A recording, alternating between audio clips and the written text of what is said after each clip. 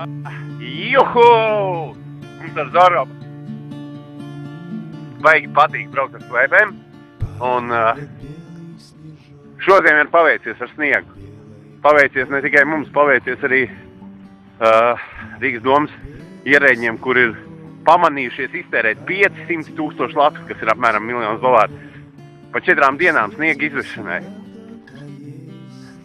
Vai tas tiešām tā ir? To mums atliek tikai ticēt vai neticēt, jo pārbaudīt šo naudas izlietojumu sniega izvešanai ir praktiski neiespējami. Bet mēs turpinām priecāties par jauko laiku. Lai jums jauka diena, mīlīši!